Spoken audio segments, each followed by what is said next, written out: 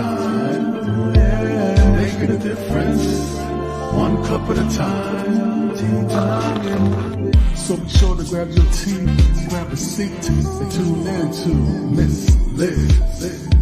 Tea time, making a difference, one cup at a time. Tea time, yeah. Tea time, time.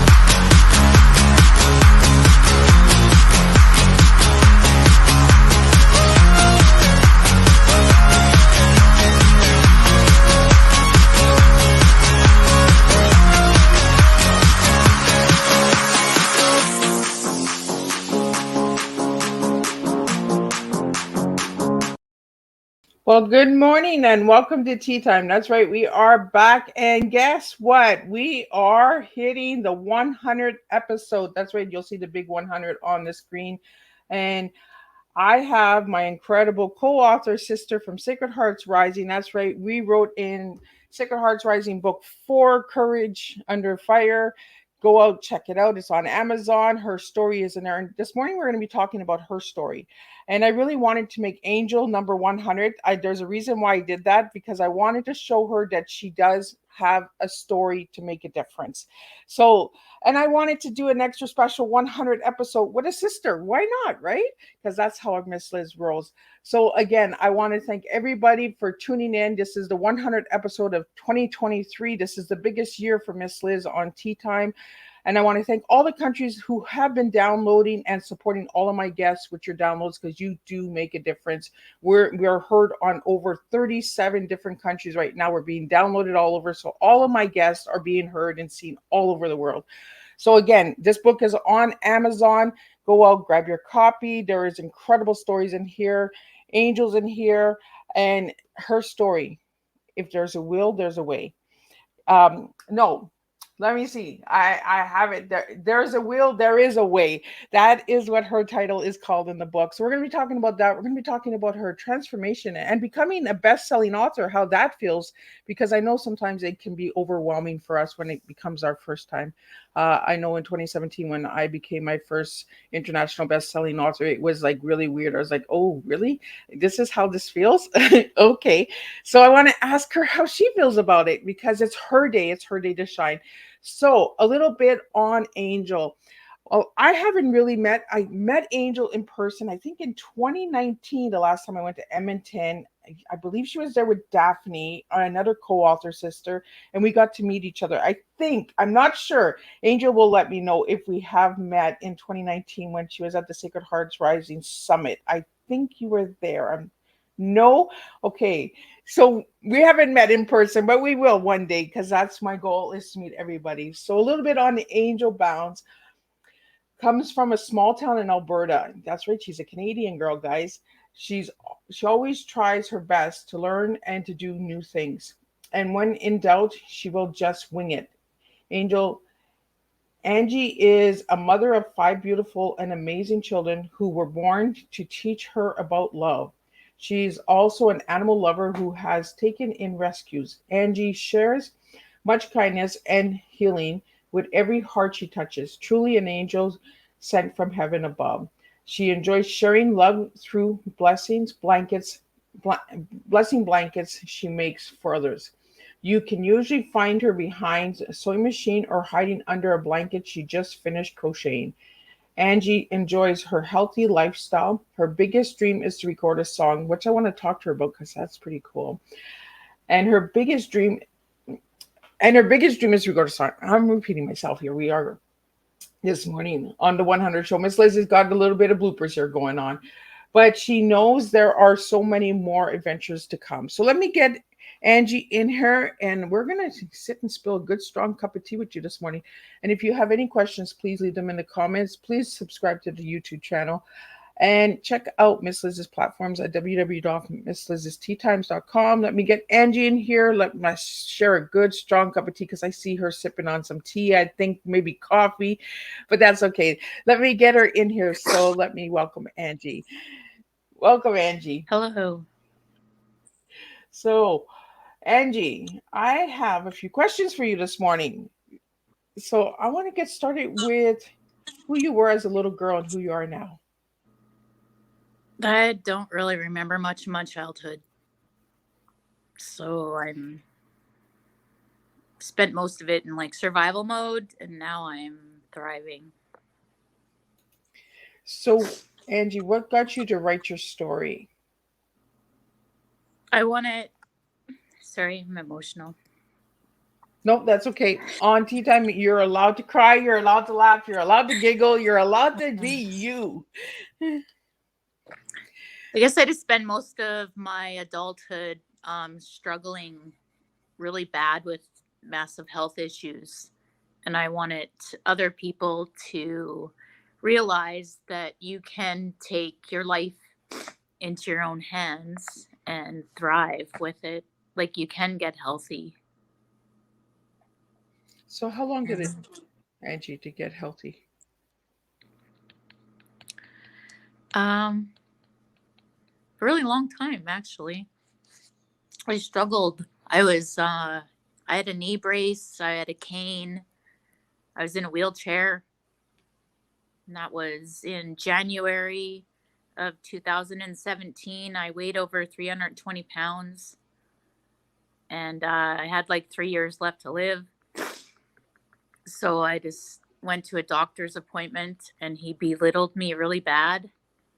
And from that day, I just went out in the car and I looked over at my husband at the time, and I was like, "Hey, I'm going to Mexico for weight loss surgery." And he looked at me and he's like, "Yeah, okay. Like, how are we doing this?" And I looked at him, and that's when I said, "If there's a will, there's a way." I really like the title of your story because it is true, right? When there's a will, there's a way. And I didn't know that you went to Mexico. So how did that go about? Yeah.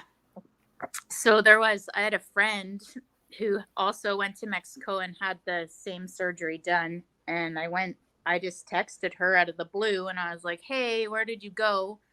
So she went through this company in Saskatchewan, and she gave me the number to the lady there.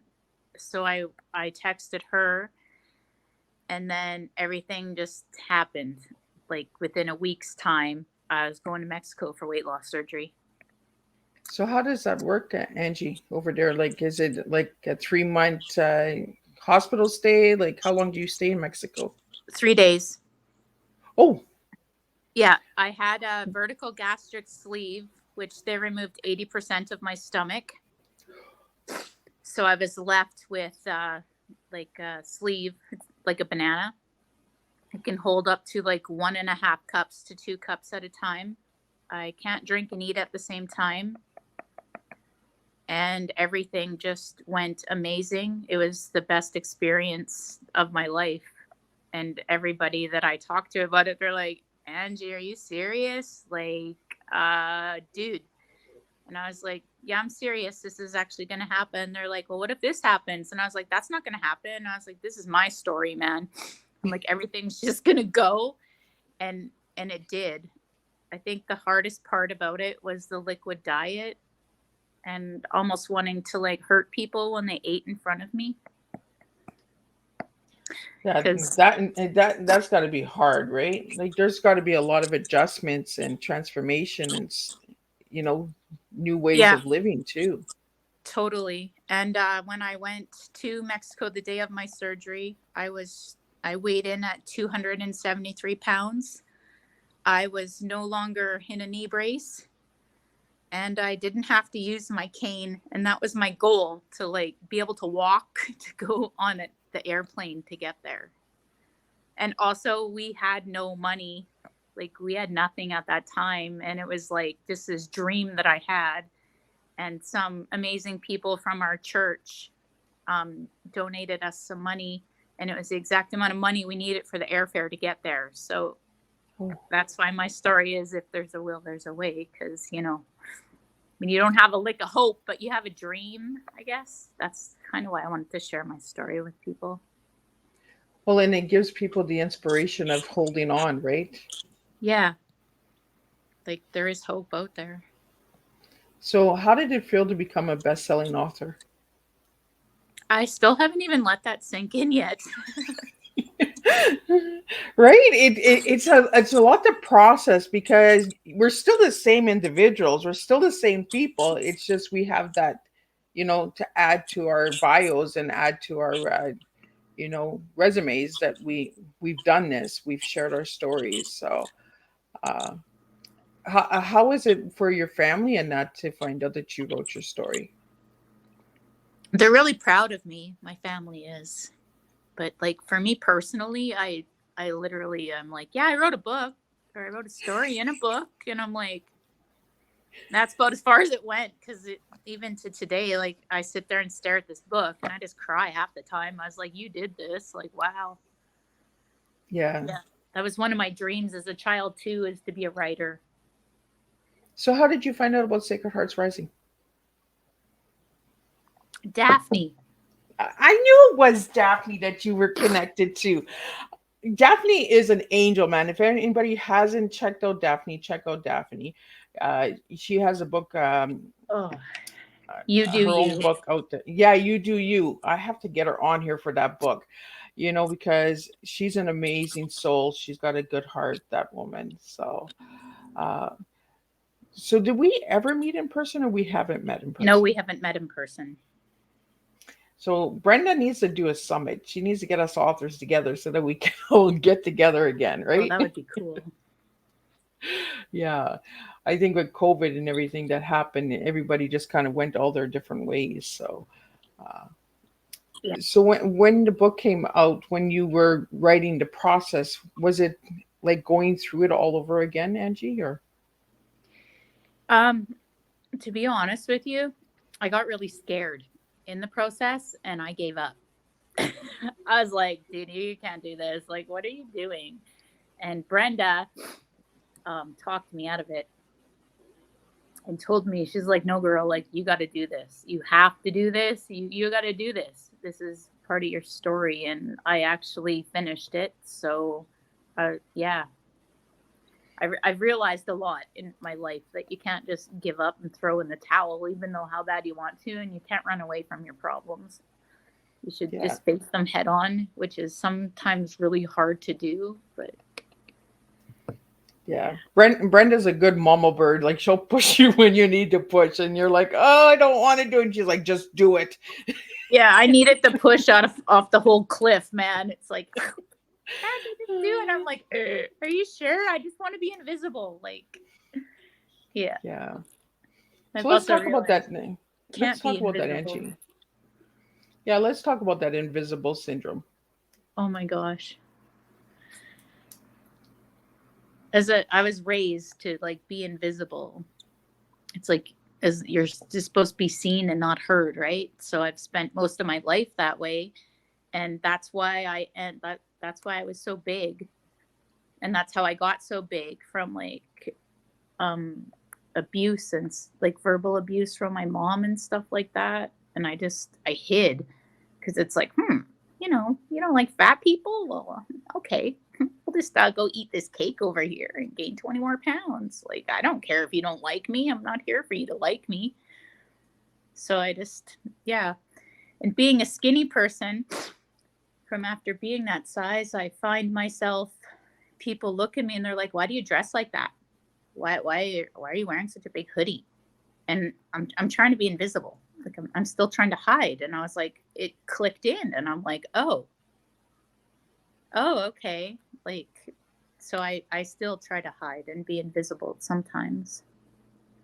Yeah. So anybody that's going through like a weight loss journey, they do struggle with that, right? After they lose the weight, they still feel that they need to cover up, right?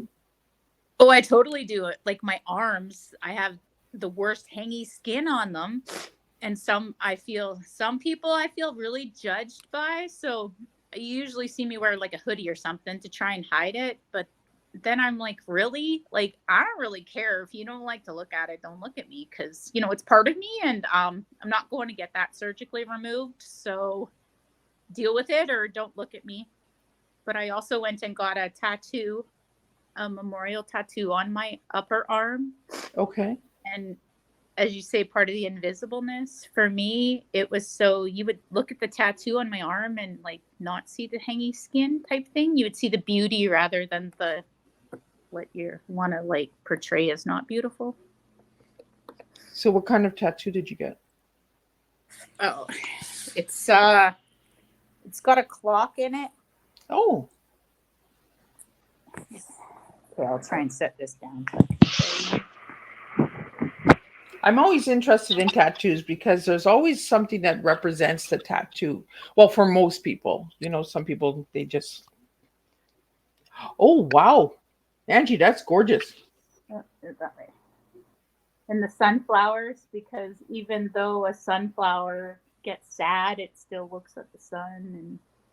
But in the clock right there, I don't actually know what the time says, but it's supposed to be like a symbol of my weight loss. Oh, well, that's different. So that would be like the time. So it's supposed to say like 2:30 or 2:20 or something like that. But I've actually, through my whole weight loss, I've lost like 240 pounds. Oh, congratulations. Because I used to weigh over 400 pounds. But before my surgery, I've kept the other 100 pounds off. So when I was in my 20s, I was like over 400 pounds. Oh, wow. A real transformation. So Yeah. how did you find out about this thing in Mexico, this surgery? Well, I started going through the process in Canada for the surgery. And then it was like, it got kind of stalled and my brain got in the way. My head, because I was like, you can't do this, man. Like, and I also had a sleep eating disorder where I'd eat in my sleep and I didn't know that I was eating until I woke up with like cookies in my bed, chocolate covered almonds all over me and my hair, and a bag of sunflower seeds one day. And I'd wake up with like the worst stomach aches and stuff like that. So I was like, yeah, you can't do this. And also my mom would say like really mean things to me a lot. And I thought, because she had passed away, as my reasoning for starting my weight loss journey was her death. And I just got really scared. So I stopped the process in Canada. And then I had one friend who lived in Drayton Valley as well. And she had the surgery done. And I'd start asking her a lot of questions about it. And then I just started doing a lot of research online with watching the My 600 Pound Life shows and all those shows about all the weight loss surgery and stuff. And then I started Googling the different surgeries and what they were. And I just gathered a lot of information. And then, as I said, I phoned the day of the when I had that doctor's appointment, I phoned my one friend, and that's how I found out about Mexico, that she had it done. But I was pretty scared. I'm like, yeah, okay. But it was just easier in a way to do it that way than it was to go through the Canadian way to do it, because they were still going to make me wait in Canada for up to 3 years for the surgery, and I would have been dead by then. Wow. There's that long of a waiting list in Canada? Yes, because they make you go through a lot of counseling and a lot of different things so you can be successful with it. And I've also known a few people that had the surgery and they've gained their weight back and then some. Wow. So it's like, it's hard to be successful at it, but you also have to rewire your brain, because just because your stomach got removed don't mean your brain ain't going to be like, hey, we need to eat a cake. They may take you all day to eat the cake, but you could possibly do it. Yeah. And for me now, I just have like a little tiny, like a bite of cake and I'm good. So like your appetite has really shrunk too, right? Yes and no. Some days my eyes are way bigger than my stomach and I fill a whole plate full of food still and I'm like, yeah, like who are you feeding with that, man? Like where are we going? But yeah, I've never tried to eat the whole plate. But yeah, your brain is still there with the food because it's an addiction. Food's an addiction. So Angie, you mentioned that you started your journey after your mom passed. Was it because you felt safe to continue that journey without judgment from her? I had before my mom passed, I was dealing with massive gallbladder issues, and the medical system almost killed me, and I almost died because of my weight. And they kept telling me it was irritable bowel syndrome, and I needed my gallbladder removed.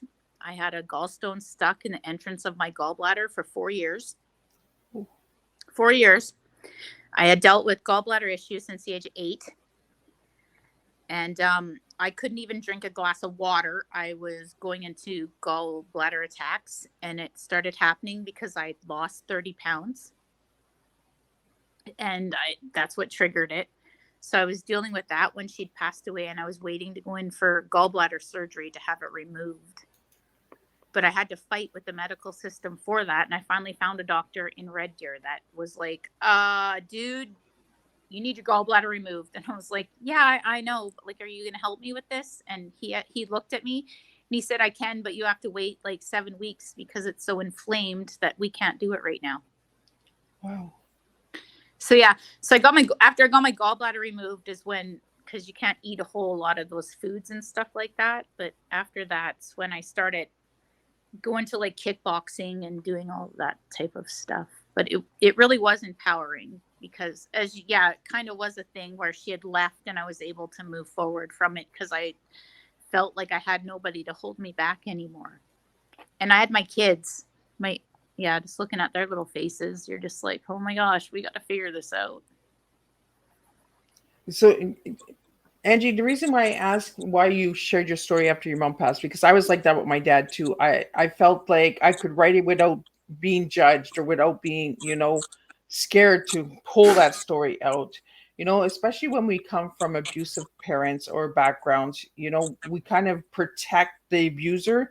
So once they pass, then we're like, oh, okay, I'm safe now. I can share, right? Yeah. So I want to get that out there for the listeners as well, because a lot of my listeners are survivors of abuse and grief and mental health. Mm-hmm.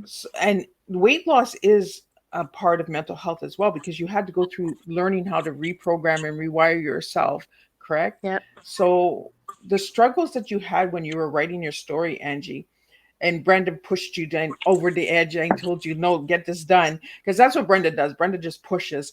But she does it in a way that she knows is good for us to get pushed, Mm-hmm. At the time, we're like, would you back off? We'll get it done when we get it done. But she pushes us when we need that push. And we need that in life. We need people pushing us, Yep. So after your story came out, did your family find out stuff about you as a child that they did not know, or that they just turned a blind eye to? I don't actually know how to answer that question because I don't really have like the closest of relationships with my family. We don't really talk about stuff like that, but I do know that they are proud of me. And I'm pretty sure some stuff in there about my mom and stuff nobody really did know about. But like that, it's my story and I needed to tell it. So whether what they choose to take from that is on them. It's not on me because I needed to speak my truth. Well, I'm really glad that you spoke your truth, because, we need these stories out there, Angie. They're hard stories, but they're actually going to impact someone's life. They're going to change someone's life because they're going to read your story and they're going to say, you know what, I can do this too. Yes, I would hope that somebody would be like, hey, like I want to inspire people. Right. So we have a comment here from Adam Duvall. He's the mental health warrior founder and creator in the UK. And he made a comment here. I want you to answer 7 weeks. Wow. That's a medical negligence, isn't it? Did you feel like you were being, abused by the medical systems? My whole life, my whole entire life, you're fat. Oh, okay, I get that. Like, I get that. I'm fat, yeah, but I actually have a medical emergency right now. Like, yeah. And the one I'm also allergic to the narcotic drugs that they give you in the hospital. So they would hook me up to like morphine for the gallbladder attacks, and I can't even explain to you how much pain I was in from that because I'm like massively allergic to morphine. I am too. So they'd have to give you like Gravol, which helped for the barfing, and then the Benadryl, and I'm also allergic to Benadryl. Oh, wow. So it's like I live on Benadryl because I'm allergic to everything. I'm just like, put me in a bubble. right? I'm like, I don't want to keep band-aiding this for pain. I actually want you to fix this. And once they finally took my gallbladder out, it helped me out so much with like the starting of the weight loss and being able to eat actual proper food.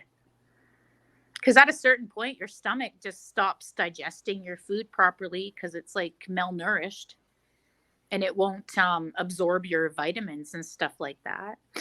And I also I had diabetes, like up 24, my sugars were at, and that was normal for me Wow. back then as well. So it really did affect everything.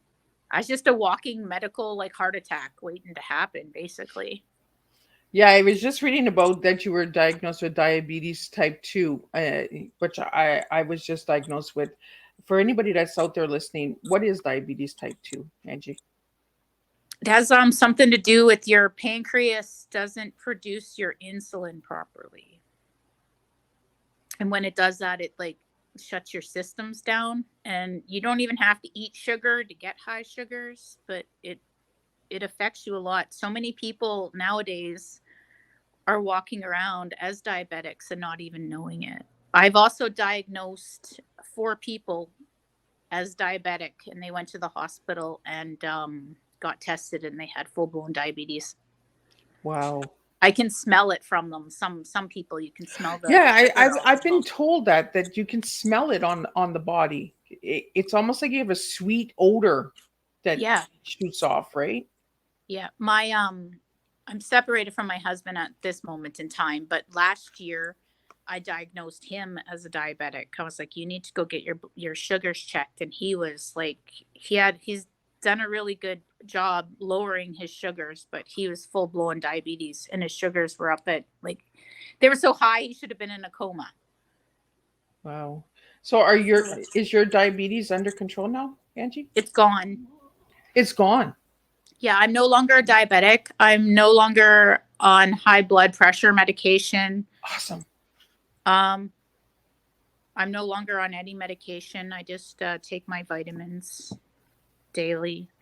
But I still have to be very cautious about the diabetes because I still can get it because it's basically like a borderline type thing. So you still have to watch your diet and stuff like that. Well, that's awesome news. I love when everyone gets off of medicine. I'm just like, yeah, let's celebrate. And I was also on really heavy medication for depression as well for many, many, many, many years. And I no longer take any of that stuff either. Awesome. That is awesome. I love when people get off of medicine. I'm not one for medication, so I'm like, yes, way to go. So no, it freaks me out. I don't know. Take meds is like, yeah. So Angie, I want to get into your tea. So if I give you the letter TEA, what 3 words would you give me to describe your tea? Oh, these words come to my brain as tolerance, like education, and allowing. Oh, do you want to tell me a little bit about why those words? I have no idea. They just popped into my head. Probably the tolerance of people in general. And to be going from a big person to a small person is like, I can't even explain it to you. And then when you see people who used to know you as a big person and they see you at this size, it's like they get really weird around you and stuff like that. Oh. Or me in general, yeah. And then I get stuff like, well, I didn't know you as a big girl, Angie. Why are you trying to explain yourself like that? And I'm like, because I lived my whole life like that. So for me, it's like a tolerance as to basically who I can share my story with. And educated, I love the education. I love education. I love learning. Every single day I learn something new, especially in the new job and career that I'm in right now.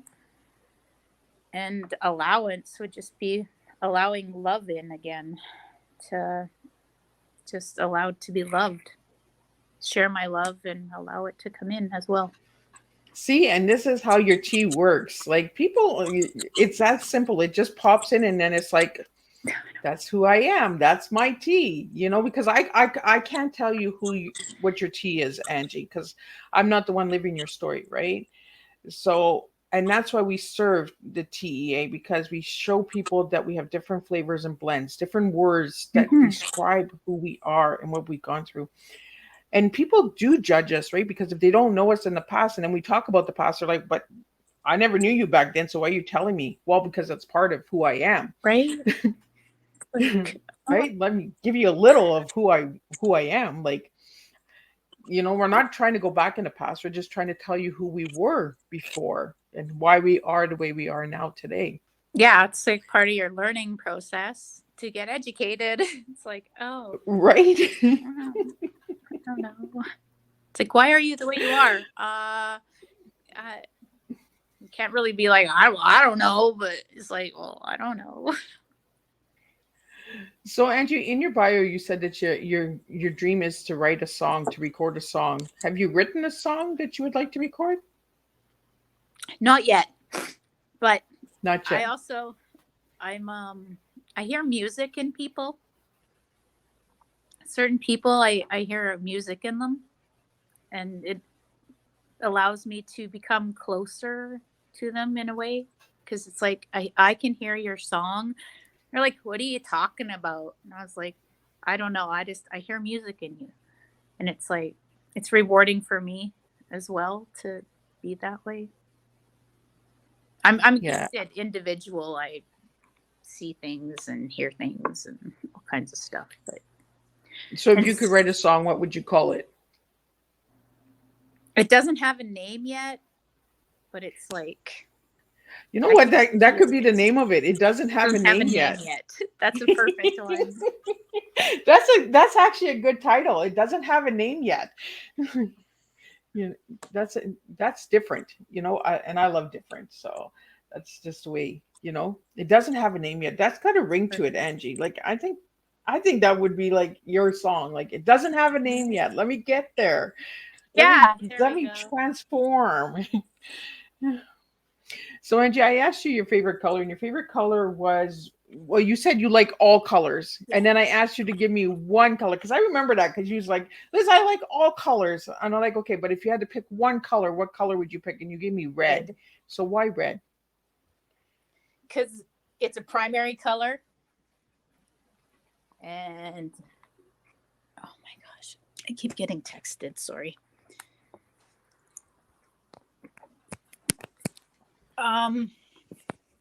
It's the color of love. And I guess my whole life I just wanted to be loved like I love. And I think that's why I was born, was to show my mother love. And she couldn't handle it. So she would retaliate, push me away and push me away. Like the story of like the little soul that was like always searching its whole life. And I guess that's basically what the color red means to me. See, that kind of goes with like the song. It doesn't have a name yet, the lost soul, like, Yeah, it's like almost the Velveteen Rabbit. Right? You just never know. Maybe you're going to create your song like from this tea time. You're going to just like, you know what? That actually makes sense. And not. Probably. So, and I asked you to give me one word to describe yourself, and you gave me enlightenment. Enlighten, Yeah. not enlightenment. Enlighten. So, why that word, Angie? Because I feel that I was born with a purpose. And some days I hide my light because it's like I feel like I'm too bright. And other days I don't hide my light because it's like I want to be the light that helps others shine through their dark days as well. And I've been told before by certain individuals that it's like I enlightened them, and I never actually understood what they meant by that until after I get around certain people, and then it's like I feel better after like leaving than when I went there. So that's why, because it's like I'll give you my light and you can give me yours. Oh, see, I think that's part of the song too. I'm telling you, we're gonna write a song on this tea time. Yes. Like, for anybody that would like to know about the journey in Mexico, is there a site that they can go to, Angie? Is there like a The website or? Oasis of Hope. It's the Oasis of Hope, and his name was Dr. Jamie Ponce. So, do you have to go back anytime in the future to see him, or is it just a one-time thing? No, it was just a one-time thing, and they kept in contact over a year and a half through emails back and forth. So, did they do like any video calls or conferences after the surgery with you? Or? No, they didn't. But the lady that I went through it, she no longer works for that site or company anymore because this was like 6 years ago. But she would keep in contact with me and call me and everything. And actually, the guy who did my surgery in Mexico, he actually came to like our hotel room in the hospital because you stay in the hospital overnight for like one day. Then they send you to like this beautiful hotel where you sleep for the night and you fly home the next day. And the doctor, that my surgeon is the one who drove me to go get my meds. And then he drove us to the hospital. I mean, to the hotel room afterwards. It's So pretty. It's like the coolest experience ever. So you highly recommend it? Yeah, the Oasis of Hope, and they also help people with cancer. It's like a cancer center down there too, where they just basically feed you a whole bunch of nutritious meals and stuff. Oh, I think I've heard of this place because I think one of my friends who passed away from cancer did go there. The name's starting to sound familiar Yeah, because it's just that's what he did was beautiful. go on a fruit diet, like not a fruit diet, but they put him on a bunch of different vegetables and fruits and Yeah, caffeine, um, and all of that. So yeah, it's starting to ring a bell now. and it's a So beautiful, beautiful place there as well. And they also drove me across the border and then drove me back across the border to catch the plane, oh, that's really nice. where you didn't have to wait in line or anything because you just had surgery. But Yeah, because I I was going to personally, ask you, like, you had surgery and then you came home, right? So, yeah, like, the process in the airport, you had this a special way of getting through, right? Without them. after the surgery, I was allowed to take a wheelchair because I just had surgery. I couldn't walk that far or anything because you're still on a liquid diet. So, are you still on a liquid diet today? No, to this day, I cannot handle the smell of chicken broth soup. Right? It's all those broths, all the liquids. Like, No, I'm good. I'm so good. I was like, yeah, I'm good. so has anybody read your story and said to you, Angie, thank you for sharing your story? Some people, yeah.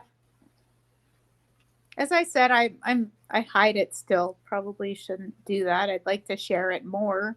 So you allowing me this tea time will allow me to come out of my box and do this. Well, I think it's important for us to share our stories, right? Because we still feel that invisible syndrome, because we've hidden all of our lives. We've been taught you can be Yeah. seen but not heard. So when we get heard, we're like, oh, no, I don't like that. No, I'll let somebody else share their story, or I'll let somebody else take the line, like, or, no, everybody else can go first. I'll wait. And if you only need somebody, then come and Yeah. get me. Like, That's exactly how I feel. Exactly. And you can't hide it as a skinny person. Like it's hard to be invisible. It really is. So, what message do you have for listeners out there that would like to go through a process like this or get healthy? Getting healthy it's just easy to do. Like not easy, but you just have to give up like some of your foods that you eat and stuff like that. But as for weight loss surgery, 6 years out, I would not recommend this for anybody unless you are absolutely ready to change your life, because you can run into the most complicated situations after the surgery, and I would never want to see anybody like gain their weight back or even run into half of the complications. And I myself, I never really had great complications, but I've run into a couple complications. And from my weight loss surgery 2 years ago, I had a pannulectomy done, which I had 30 pounds of skin removed from the lower part of my abdomen. Ooh. Which was also life changing for me. And it So, has allowed me to do lots of stuff now. so what surgery was that called again, Angie? It's it was called it has an even longer word to it, but basically it's a pannulectomy. It's Okay. kind of like a tummy tuck, but they just removed the lower part of it, like I'm going to call it a flap, but that's probably not the right word. Like the pannule, bottom lower part of the stomach. Yeah, I've heard that term before, the flap. Yeah. Removing the flap. Skin removal surgery is extremely painful. And it's the first and last one that I'll ever have. I will not have any more surgeries like boobs and all that stuff. What you see is what you get. Like I'm not into all that stuff because it's painful. And the Surgery stomach is painful. Yeah, the pannulectomy took me a year and a half to completely heal from it, in order for my muscles to actually join back together and stuff like that.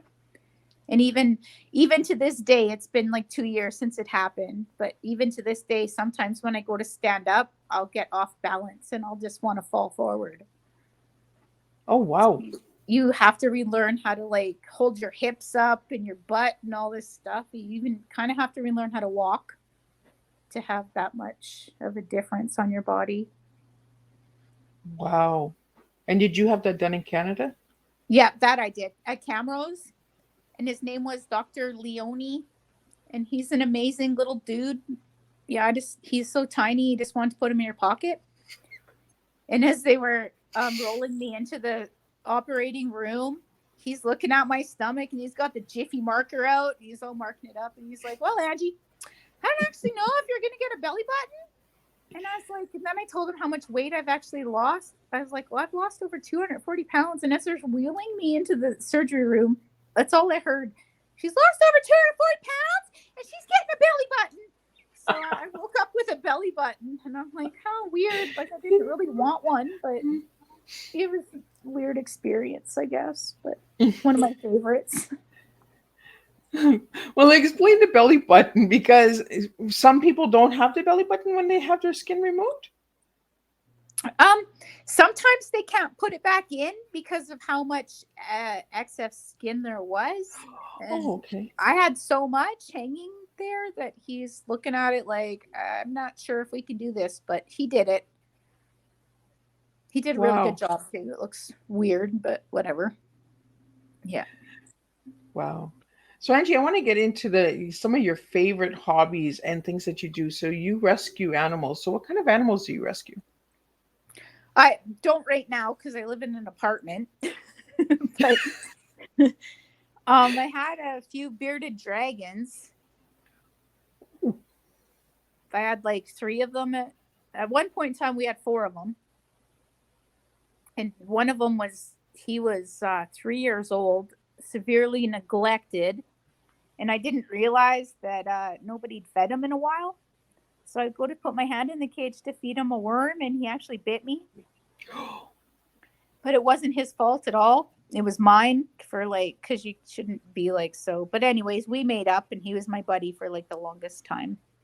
And then I had a little kitten that I found on a farm, and he was found in floorboards, and he had some weird eye thing going on.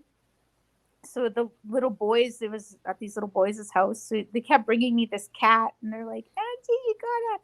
So anyways, needless to say, this thing came home with me, and I was going to go drop it off at the cat shelter because I'm massively allergic to cats, and everyone in my house was allergic to cats. And that was 4 years ago. So you still have the little guy? He's passed away recently, but because of the fires that happened in Drayton Valley, he didn't really. Anyways. And then we had another cat that we got from Cause for Critters, and she's still in Drayton Valley.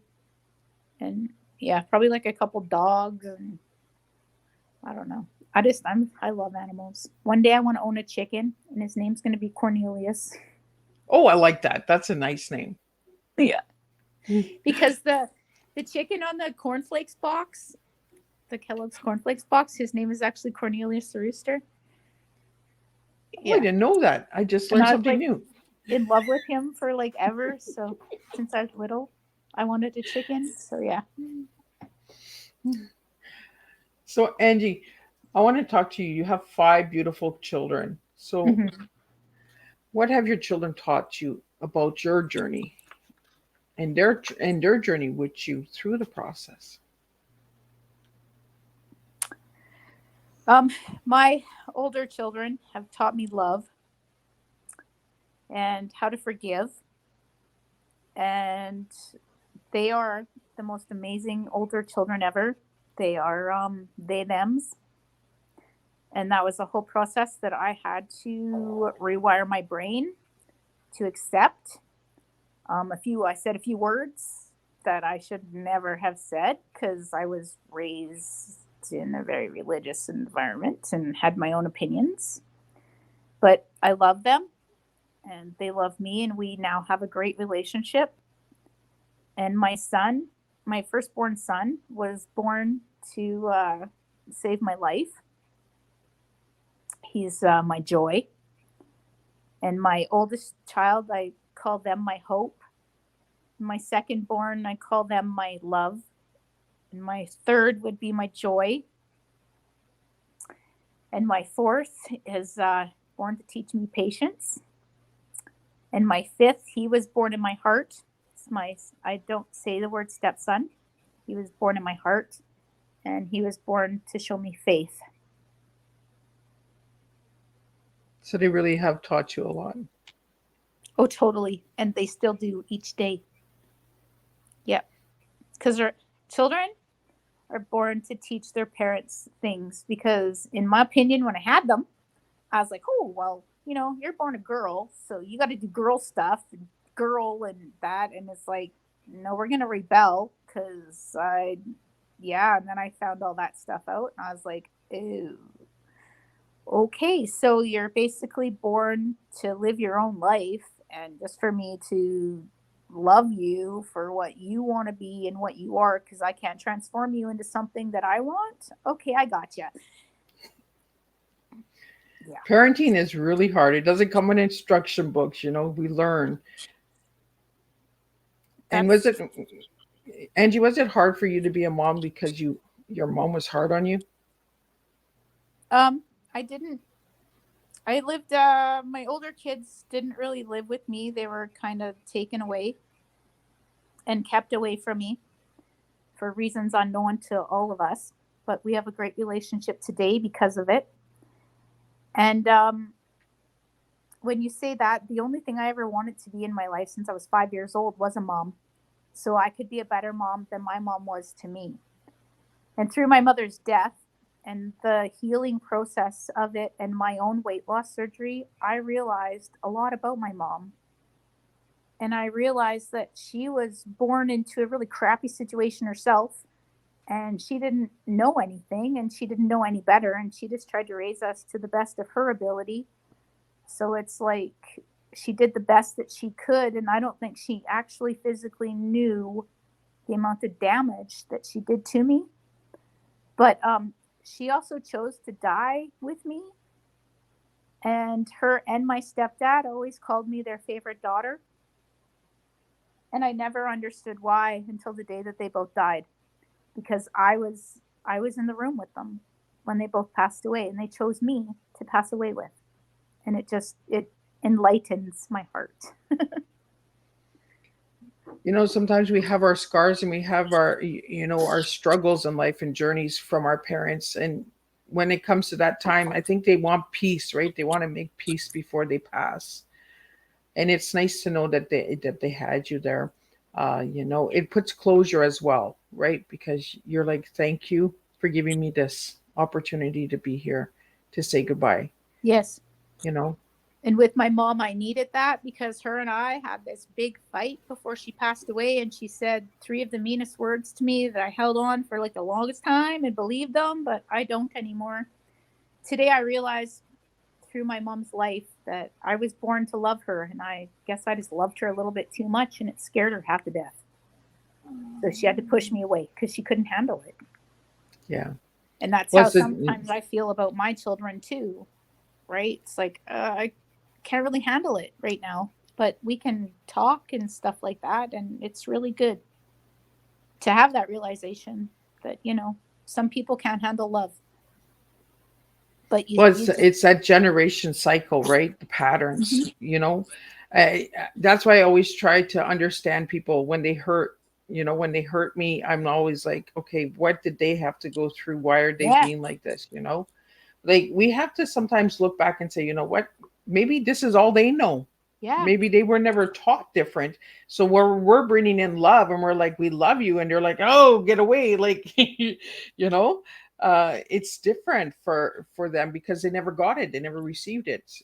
And you're the one to break that cycle. You're the one to say, you know what? I want to show love. I want to be that story that's going to say, you know what? Let's break this cycle. Let's, and they say it takes up to 7 generations to break that cycle of abuse and neglect. So, you could be that one person and then the next generation might say, you know what? No, I prefer to do the old way. Like, because it's comfortable. That's all we know. Boom, let's do it. So then again, we have to start again and again. And that's why the cycle never ends, right? Yeah. Until somebody does it 7 times. And it takes a long time for 7 because it could be your great grandchildren that are going to break that complete cycle. Yeah, so, I was definitely so Angie, I want to get in cycle breaker. Right. And I think us storytellers and coming out after our parents pass, I know for me as well, it was when my dad passed, I was like, okay, I can do it. I'm not going to be put in the psychiatric ward anymore. I'm not going to be locked up because I'm sharing this. Yeah. And, the fear of sharing was less than the fear of my dad. And I love my dad. I was a daddy's girl, and I was just like, no, the fear. So I get it when you say like when your mom passed, you were able to share your story and that. I want to get into the blessing blankets because you have so much blessings in life. You have this whole transformation, this whole life. Your children have given and taught you love. So what's these blessing blankets about? When I first started going to church back in 2013, I was having like a spiritual awakening back then and stuff like that. So I would like just walk past certain people, and it was like a spirit would talk to me without sounding crazy anyways. And it was like, this person needs a blanket. And I'm just like, what? What do you mean this person needs a blanket? You're like, you want me to go make them a blanket? Like, that's weird. Like, what do? I just go hand it to them. So then I had this conversation with another adult. And I'm like, so I have like this spirit like talking to me, and they're like, Angie, go do it. And I'm like, what? Really? I was like, but that would mean I wouldn't be like invisible anymore. And I'm trying to be invisible over here. Like, what are you talking about? So, anyways, I listened and I went, and I don't even know anything about this woman or nothing, right? And it was this material that I found, and I was like, why this material? Anyways, cut a long story short, I gave her this blanket. And that's when I realized that it's a gift that I have to share with people. And she just looked at me. I didn't even know her name. Okay. And I'm like, here you go. Like, and I was like trying to figure out how you're going to explain this to like a godly person without sounding that you need to be in the psych ward. I was like, so like, I don't know. God decided that you needed this. Here you go. And what I'd made her was a breast cancer blanket. And she just started crying and crying. And I'm just looking at her like, and I wasn't looking for gratitude or anything from the blanket because I was just as confused handing it to her. She's like, you know what? And I just found out after that she had a double mastectomy.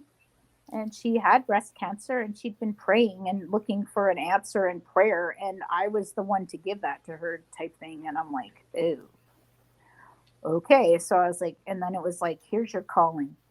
So I just learned how to make blankets and learned quilting. And that's like my thing. And Daphne, actually, I gave her a blanket. I think it's like 2 years ago or something. I made her a blessing blanket and gave it to her, and she uses it for her healing. Oh. When she does her massages and her Reiki and her stone stuff with the light. Yep, she uses my blankets. Or blanket, I should say. Oh, that's cool. And it you can feel when I give them to people, you can basically it feels like you're being hugged. They just feel like hugs. Well, that's a blessing, right? Yeah, and one of them actually went to Mexico for a charity quilt I made for the church when they were going down there. So it was given to a couple in Mexico. It was one of the really nice ones I've made. So, Angie, any final words for anybody who's listening today? Don't throw down your white flag or your flags or just, rise and shine. Take it 1 minute at a time, one breath at a time. And if you're struggling, like there's always somebody out there to help you. And if you feel so alone, then go be alone, go hug a tree. Like there's always something out there. And if there's a will, there's definitely a way. Like totally. Even if you don't have any money. Even if you don't have any money, man, it'll just come to you. Like, I don't even know how to explain. Like, so if anybody would like to reach out to you, Angie, if anybody would like to reach out to you, how could they reach out to you? On Facebook Messenger. I don't really have I don't understand technology. It took me almost an hour to try to figure out how to open this Teatime today. I'm not even lying. I'm surprised it worked because I was trying. I don't know, but it worked. Well, you're here, so that's all that matters, right? So if anybody would like to, on the screen, you have seen the HTTPS link up. It was for the Amazon book. You can go and grab these books on Amazon. Angie, do you have any copies if anybody would like a signed copy? Yeah, I do. I have a whole box. Okay.